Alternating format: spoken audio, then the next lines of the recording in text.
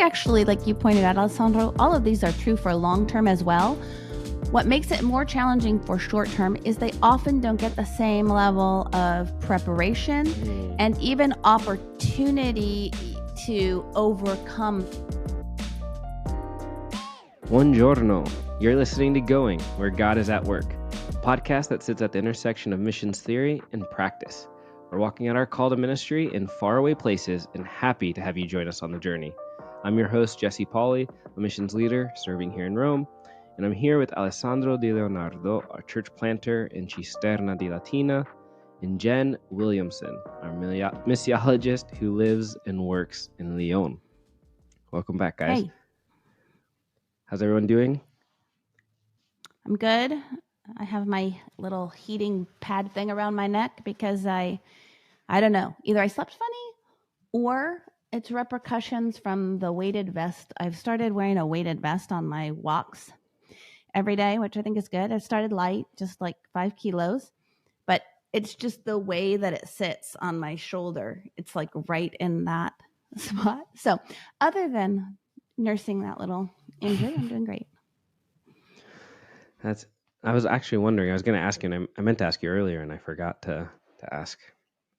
Well, we are here for our next mini-series. We just wrapped up our last one on prayer, and today we're going to get into kind of a hot topic in the realm of evangelicalism, Christianity, especially the missions side of things.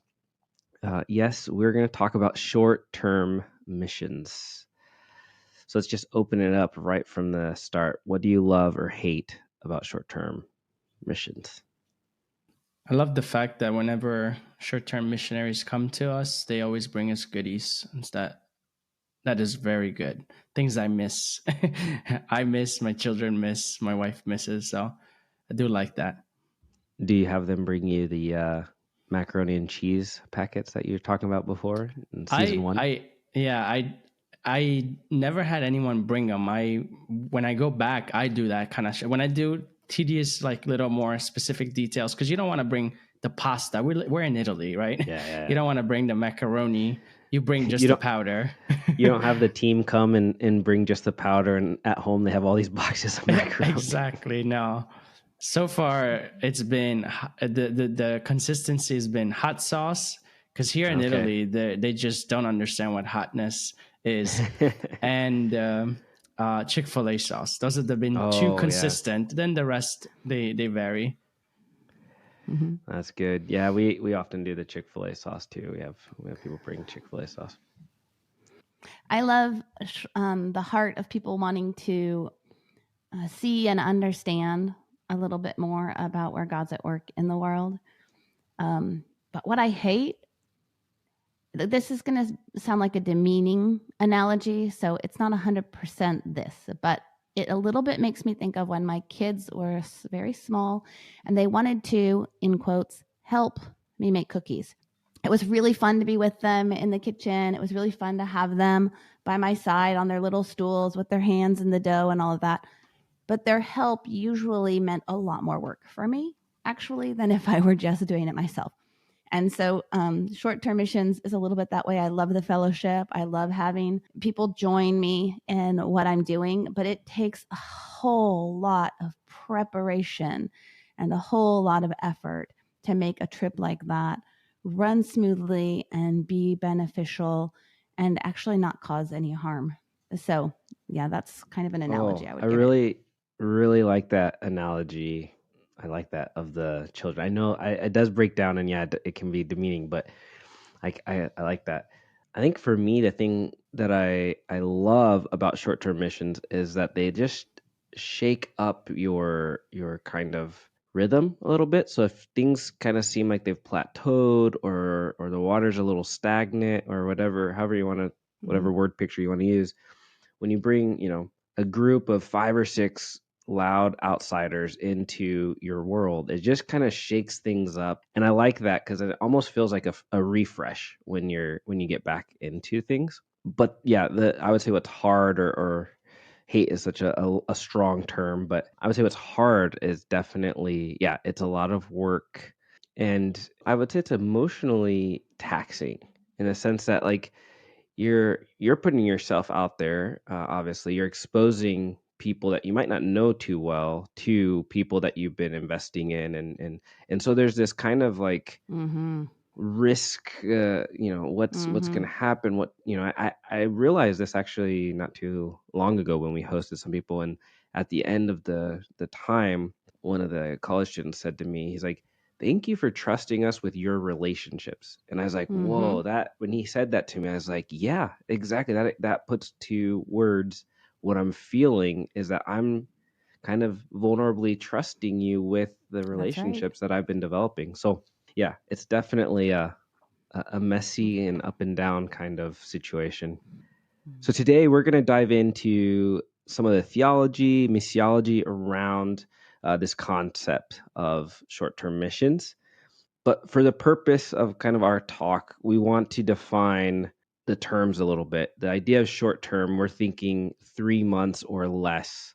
So this is, you're probably not needing to get special visas. Usually, depending on where you're going, you're probably not learning language or anything in those kind of situations. And it's probably more likely close to 10 days to 2 weeks as far as kind of the norm. In most of these situations, they're connected to some sort of a partnership too. So we're thinking a partnership either with a local church or with a long-term ministry or missionaries that are on the ground. So Jen, you're kind of our missiologist, as we say in the intro. What's your perspective on short-term missions? Is it worth it? Yeah. It depends what you mean by worth it. But I think short-term missions have been criticized since about, the 2000s. And in some cases, I think that criticism is appropriate. The books like When Helping Hurts have been speaking to this, talking about places where actually even short-term missions are doing more harm than good sometimes. I guess a jumping off point for me will be a Gospel Coalition article from 2019. A guy named Carlson wrote it, and it's called, "I'd Probably Still Cancel Your Short-Term Mission Trip." So we'll link that article in the show notes. But this is an article he wrote after having written one 7 years prior, also criticizing short-term missions. And he cites research by several different researchers to conclude that short-term missions don't do the thing that they promise to do. So what he's basing that on is he's saying, like, short-term missions don't change the participants' lives. So the people going on mission aren't changed, he says. They don't cause more people to commit to long-term missions.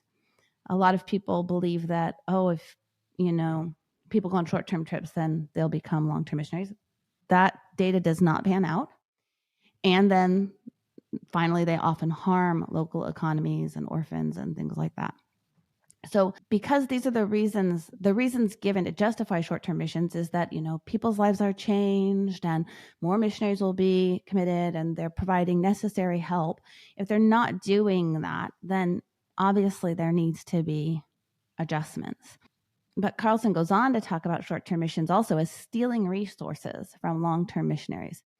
And this is also an issue, though I wouldn't use the word steal. But I think we have to be careful that churches are looking at their missions budgets and considering how much is going towards short-term teams versus how much support is going to those that are investing their lives and their careers and their salaries being dependent on long-term support. And those need to be distinct line items in a budget.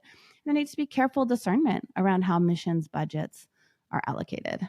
Yeah, with that though, you kind of have to also then think about how do churches set up how do they fund their missions? Like all the mission trips that so far I've had, the short term, they're usually have to support raise. So no money comes from the church. Sometimes they'll be like, okay, we'll cover like a meal. But for the most part, they have to support raise. So that doesn't cut into any of the long term.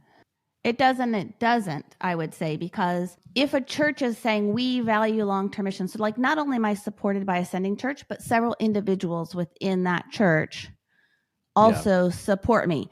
So those who might be, say, I want to invest in missions and might be supporting a long-term missionary might instead be supporting those short-term trips. So I agree, Alessandro, it's not necessarily coming directly out of the church budget, but it still is, there's a certain amount of resources and among the body of Christ, and how are they being allocated? Yeah, no, for sure. That's assuming that people are kind of dipping in their own pool. A lot of times what happens is they're getting people from outside of the church. They're networking from people they know outside, and so it's not money that would have gone inside the church anyway. And then, yeah, I guess it also depends how the church is presenting long-term missionaries and short-term missionaries, because so far the ones that have come here with short-term usually have at least the ones I've worked with, a healthy understanding of long-term missions, and they support them well as well. So it's kind of like thinking, I don't know, I've always thought about this idea, like, we can't look at like, this is how much money we have in the bag and we have to allocate it. We do from that perspective, but from God's perspective, it's like, hey, I got more money, don't worry. Yeah. Exactly. No, you're right. Yeah, it is interesting if we just stop for a minute on these kind of three conclusions, let's say, that he draws, of that they don't change the participants' lives, they don't cause more people to commit to long-term missions, and they often harm local economies. And we can even maybe lump in to that economical conversation, this last little one that we were saying about, like, where's the money come from? We just look at those for a minute. Like, I agree. In some ways, yeah, God's resources are infinite, and so yeah, there's definitely we shouldn't worry about that. And I went on a mission trip. One of the first mission trip that I did when I moved back to America, it was a hybrid, I would say. So we had to support raise. So yeah, we sent out letters to contacts that we had. Mine, for example, were mostly in that same church that was setting the team. And then the church had a policy where they covered the cost of the team leader, and then they gave a certain amount of money to the ministry they were going to. So it was like, we recognize that this is an effort, for you guys to host us. And so here's, I don't know what it was. Let's just say $5,000 to kind of give to cover accidentals, but anything really, just to say, encourage the ministry there. So that was more of a hybrid model. But yeah, I've felt somewhat competition a little bit, I should say, when we've visited churches and been support raising. Because when you're a long-term missionary, you're asking someone to kind of indefinitely, in a sense, depending on your way of raising your support, to indefinitely support something. And that scares people, to make a commitment that's indefinite. Now, they could always say, I'll make a commitment for a year or two or whatever, but a lot of times they feel the ask is indefinite. Whereas the short termer is just saying, hey, can you just give me $50 one time? Yeah. And so there's definitely, you feel like, oh, they're getting that money a lot easier, quicker, because it's easier, less of a burdensome of a commitment. But maybe let's do this. Let's work our way backwards. Let's start with this idea of the harm to local economies. Yeah, what's your perspective? We're all in Europe, and so I wonder how much we really feel that in Europe compared to maybe some of other countries' experience. But speak to that. It's not the economy that I think the harm is happening for short-term missions, at least in Europe. It's more what you were talking about, Jesse. You are sharing relationships that you've taken a lot of time to build and develop and invest in.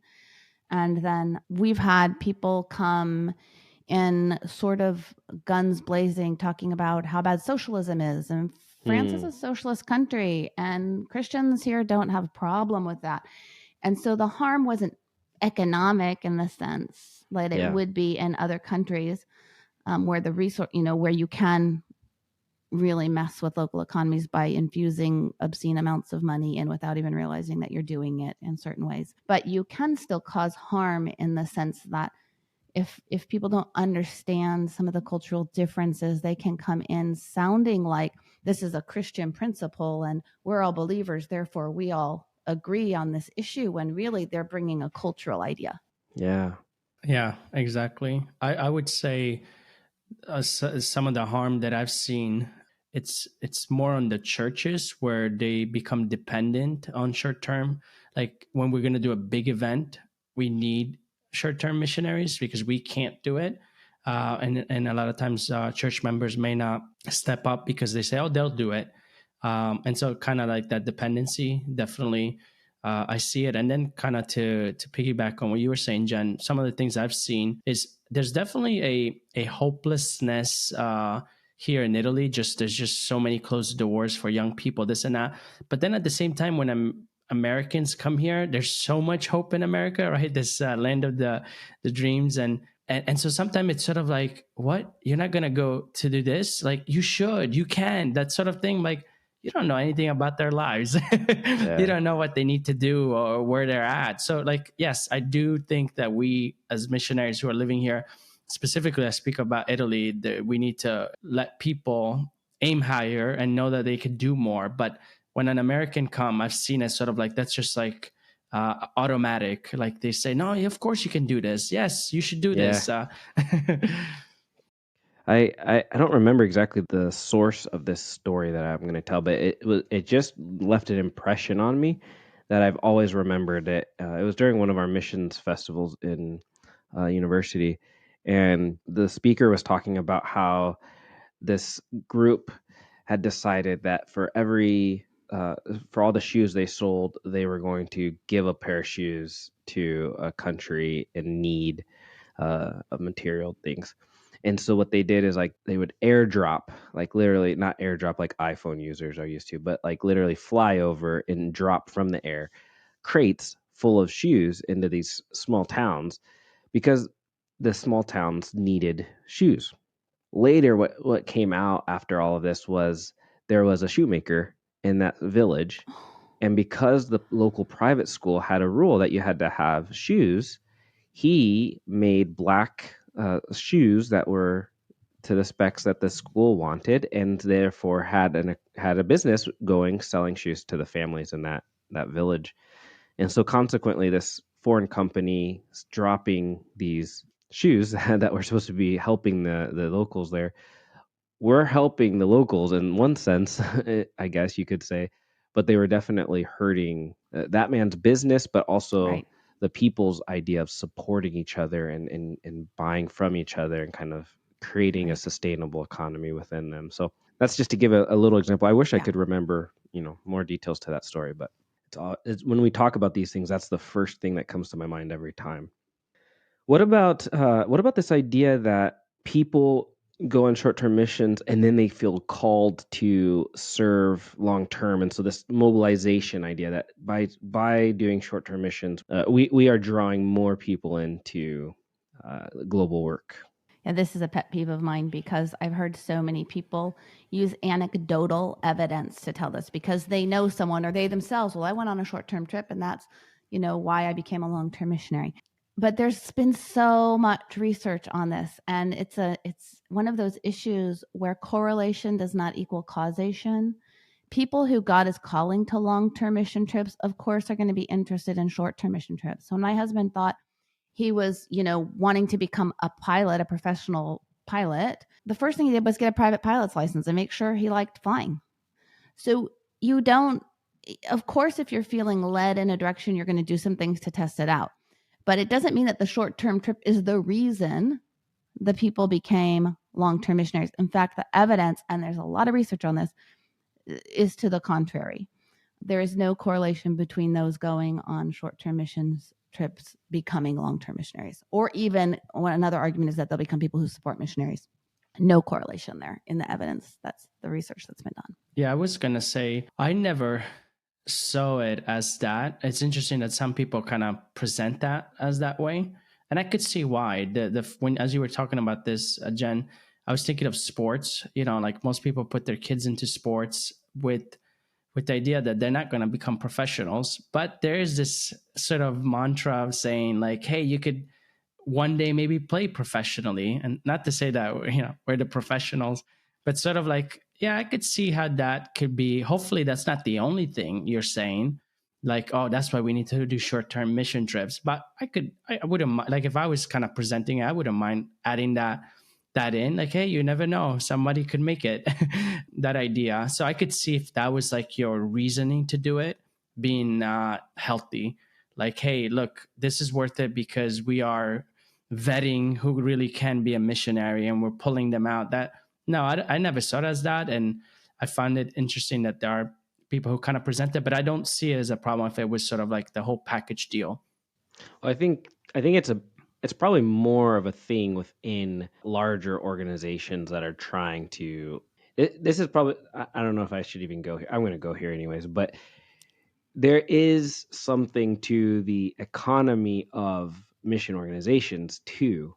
Right. And so mission organizations, the larger they get, the more sustained they are as well. And so, and the short-term trips, there's fees, there's things included. And so those help the bottom line even of mission organizations. So I think there's that element. We might not want to say that so bluntly, but I think that's an element there. And so I think it's probably more common with larger associations. What's interesting, I'm thinking though, to kind of combine the two is what Jen was saying. People drawn to to being called to missions by God might be more interested in short-term mission trips. And so there probably is something there in that having short-term mission trips as an option for churches and schools to be able to say, hey, you've talked about an interest in serving globally. Why don't you go to this? That is probably good, but to say, there's this correlation, like you were saying. I wonder if it has less to do with the short-term missions trips and more just an exposure to missions in general. That is what drives more people to consider a call to missions. I know for me, for example, I had never heard of missions until I got saved, and then they were explaining to me that they were missionaries, and I started to learn what that was and stuff. So there has to be some introduction at some point to missions, and the reality is there's some churches that just don't talk about missions at all, unfortunately. So I guess to go to our kind of one of his last points was that many will claim that the short-term missions trip changes the lives of those that are participating, meaning those that are going for that 10 days or 2 weeks somewhere else. What do you guys think about that? I know, Alessandro, you've talked often about different teams that have come through, different short-term groups that you've hosted. Have you had any experience with this, of people's lives being changed? Or Yeah, I mean, that's such a huge statement to make. Like, what do we mean by like lives change as far as exposing them to something maybe they weren't aware?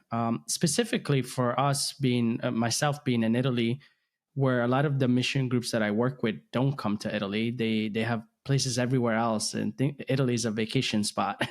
And so when they come here, their eyes are open to kind of saying, "Wow, I didn't realize the need in Europe, in Italy."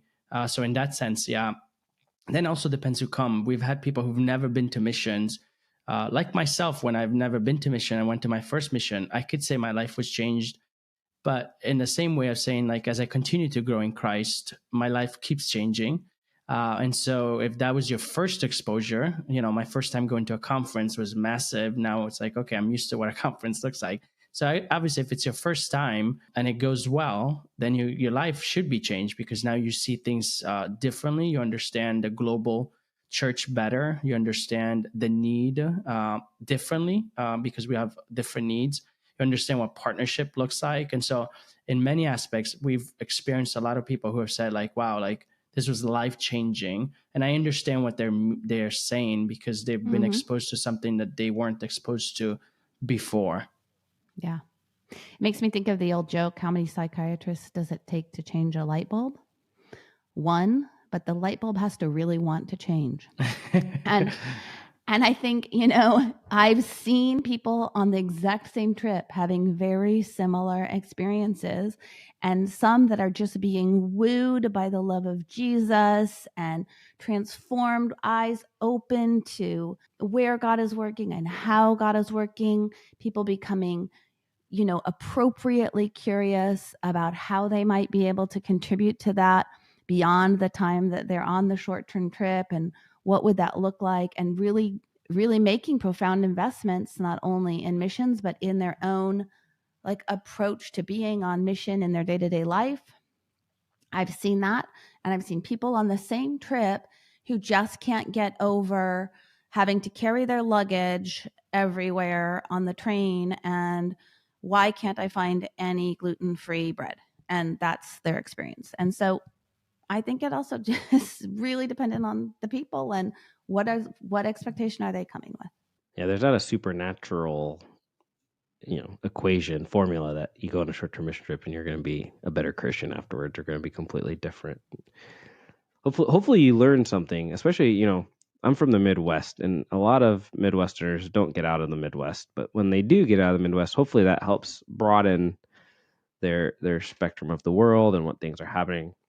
Yeah, I think even to your point, I've had some short-term people come and have to experience that social healthcare system and be pleasantly surprised. Like, oh, it is a little bit different and works a little better than what I might have thought it would be like based off of my American experience. Well, I think we could probably all agree that there are some points in some of Carson's assessments that we agree with, maybe some that we don't quite see how he sees them. But he does offer some alternatives at the end. But what he doesn't do, is to redefine the purpose of short-term missions or delve into the theology kind of behind some of the bad practices to see if the right theology of missions might offer a healthy corrective. What do you think? Could we look at what could be changed about some common approaches, maybe, to short-term missions and talk about what a biblical approach might look like if we don't want to throw the baby out with the bathwater? Yeah. So I think this might be a fun way for Alessandro and I to go back and forth. If I talk about some of the common errors that we've seen, theologically based errors, and Alessandro maybe could offer the biblical antidote or what would be the right response to that. So the first one that comes to mind is the savior complex.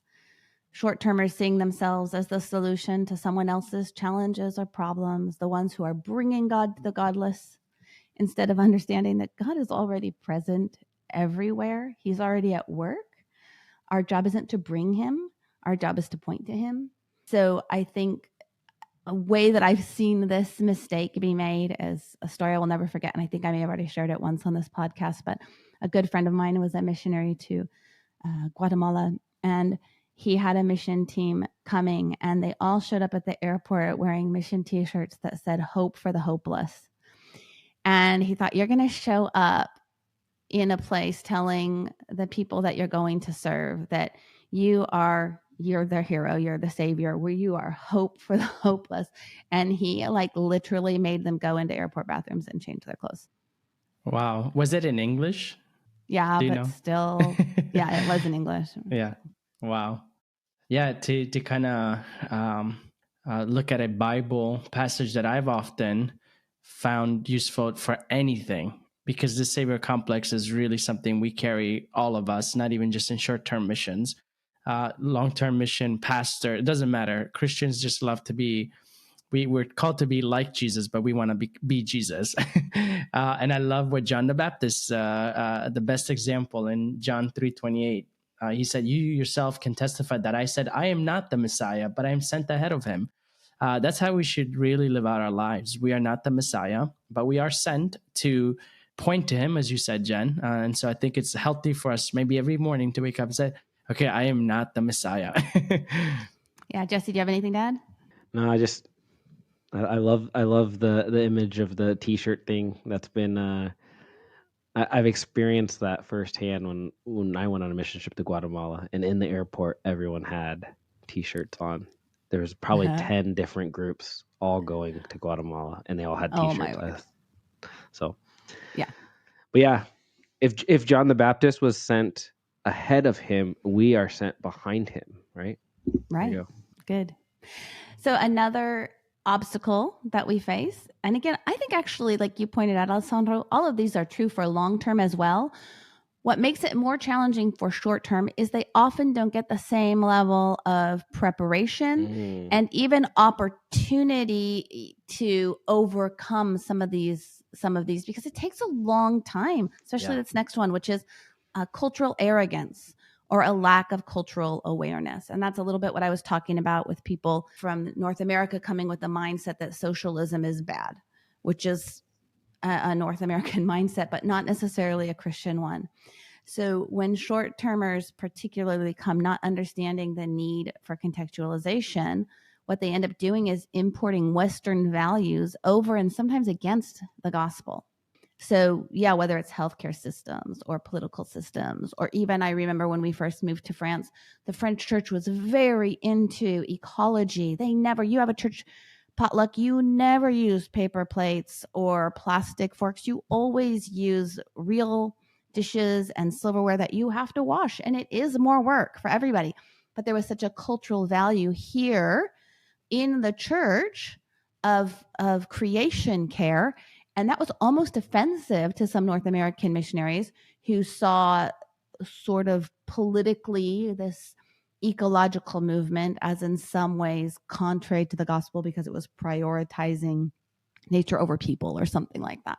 So it's really easy to come in not even realizing which cultural lenses we have on. Yeah, I could definitely see that happening when you're not trained or aware of the country you're going in. I think one of the things that I tend to do when people come is to give them a little snippet of what I have learned for the past 6 years that I've been here to kind of bring them up to speed. You can only do so much, right?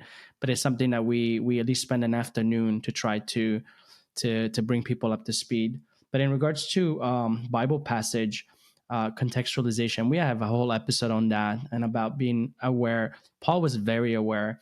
And if you look at Acts 15, and even prior to that, there's a lot of like debate about like, should Jews who are Christians continue to follow the Jewish ways of things and then implementing that on Gentiles? So this whole thing, if you study, you understand that no, you don't have to. The gospel comes on its own.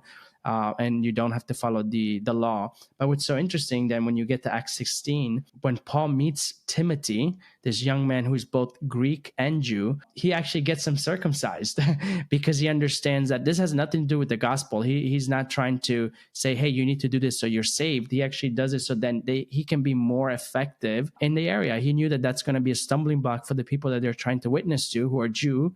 And so he gets them circumcised. So if you don't realize, like, what is he doing? He just talked about that you don't need to. He makes such a big deal. And then he gets Timothy circumcised as because he understood that, hey, if this opens up a door to get more people saved, let's just do it. And Timothy, obviously we don't know what he said about this, but the fact that he's going with him and listening, he understands that, yeah, this is what needs to happen. And some things we need to do to better be effective in our context. Yeah, I think like it's important even from a safety perspective.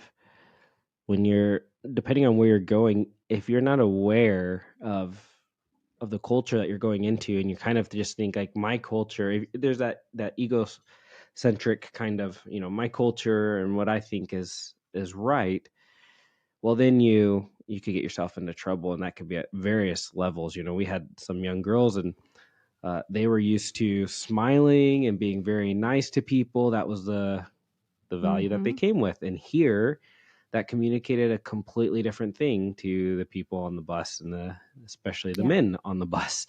And so we got into some situations where it was a little dicey, And so, yeah, it is so important to come in with that kind of humility of, I don't know what I don't know, and so I should be looking to learn and to follow the lead, especially. That we didn't talk about this, but I would say there has to be a local, someone who's been there long term accompanying a short-term mission trip. We didn't touch on that, but because it's so important, especially for like this piece, like you were saying, Alessandro, to help brief someone on what they're getting into. Yeah. The next one is misunderstanding poverty. Now, we talked about most of us aren't serving in countries that would be considered poor or economically under-resourced. But this is the case for most, actually, I would say the majority of short-term mission trips are going to places of great need. And so when we go to places that are economically depressed or under-resourced, we can actually subconsciously, and many of us wouldn't admit this, but we can have sort of this idea that wealth indicates that we've somehow done better, we've worked harder, we know more, instead of recognizing that poverty is a tragic result of broken relationships, and all because of sin. And that's true for all of us. And because of this, we're all poor in different ways. So, for example, Westerners can have a really unhealthy relationship with stuff. We can be over consumers. And this is contributing to brokenness and poverty around the world. We are playing into this game.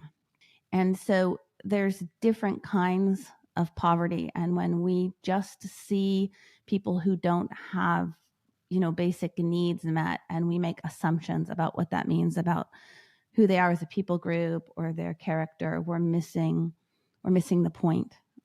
Poverty is the result of broken relationships on one level or another.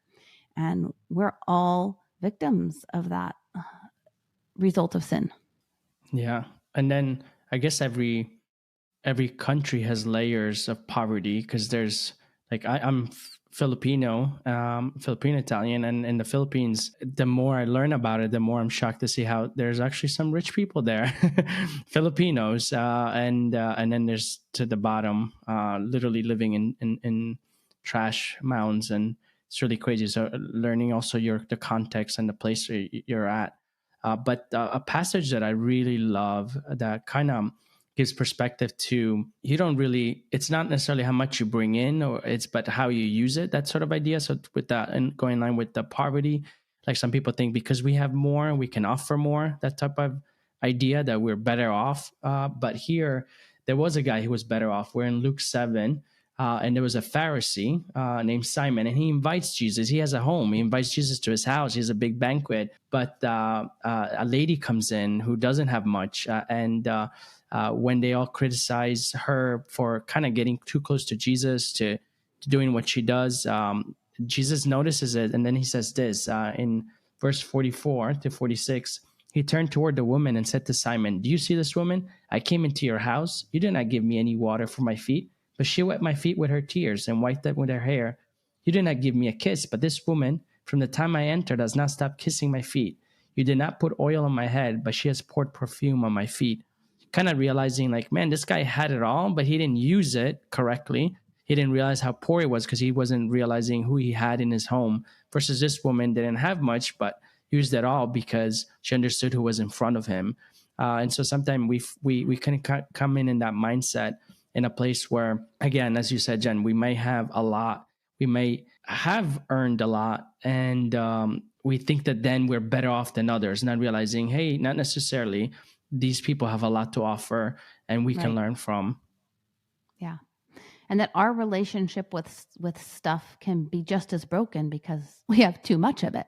Like, there's actually a root of sin in there that is revealed sometimes by our wealth. So, okay, the last one that I want to highlight, and that we could go on and on, but another common error is being lone rangers.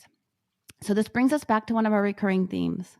We do not want to do missions, long-term or short-term, to the other or for the other, but always with. We believe in missions with. Failing to anchor any short-term missions with local partners and or with a long-term missionary will definitely lead to the poor results that Carson highlighted. And Jesse, you were touching on this earlier. We in the West can be overly individualistic.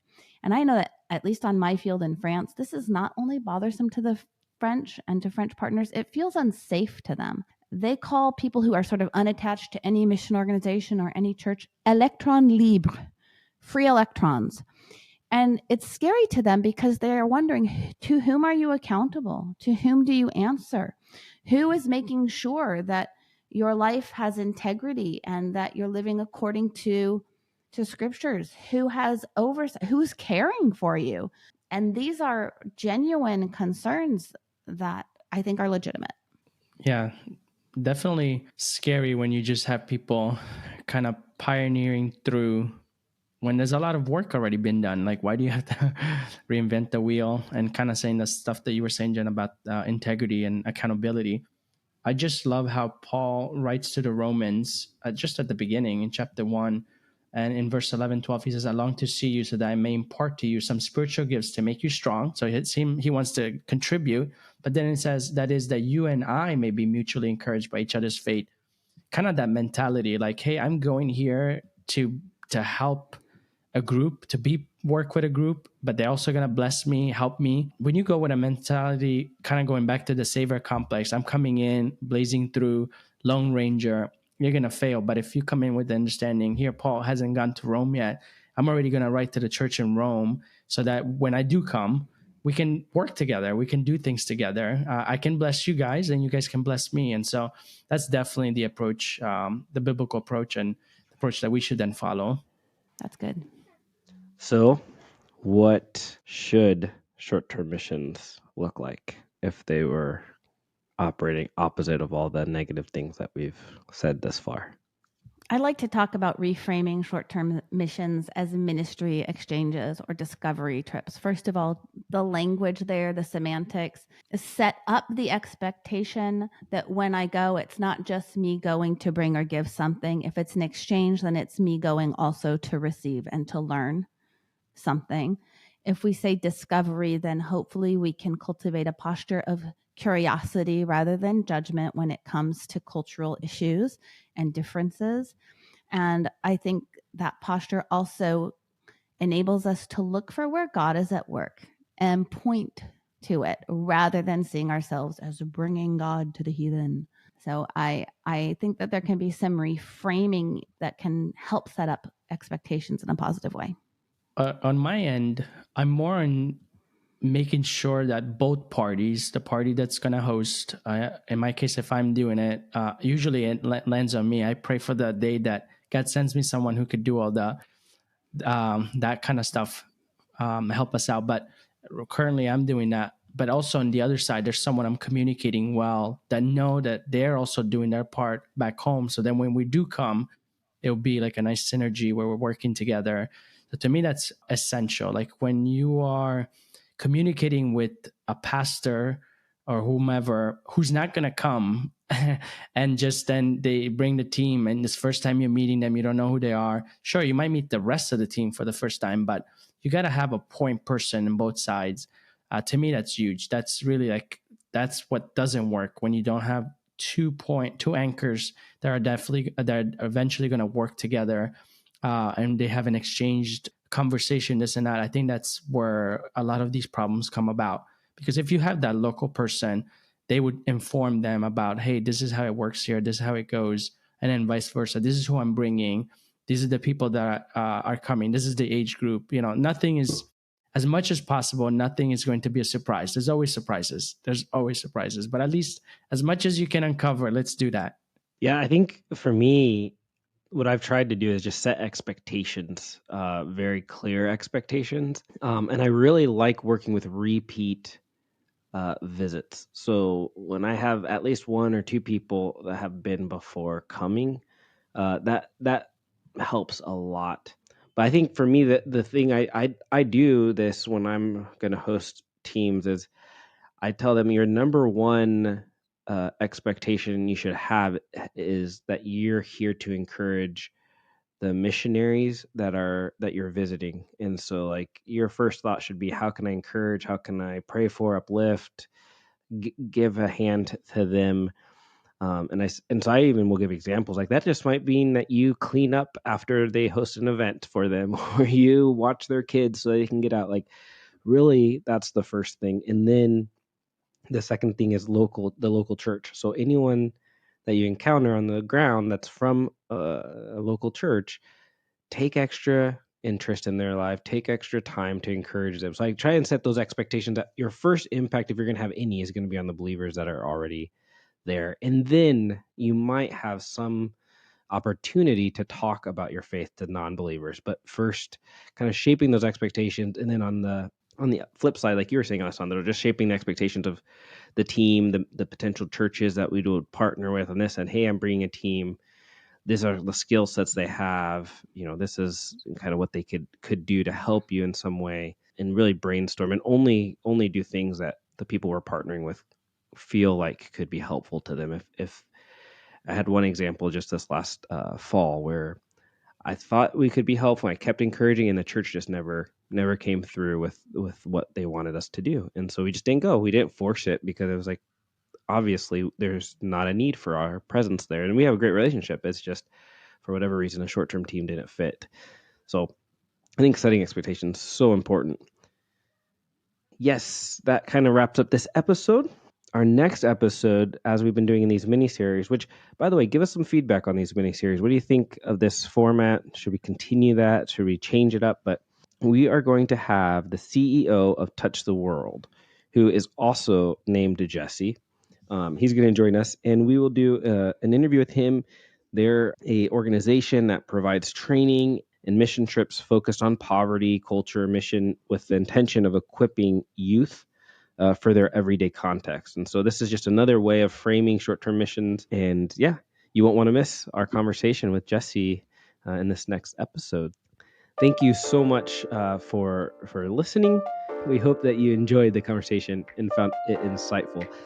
Your ministry is important to us, and we hope that you consider your time with us an investment in your work. Don't forget to subscribe, leave a review, and share this podcast with your friends. And until next time, keep going wherever Jesus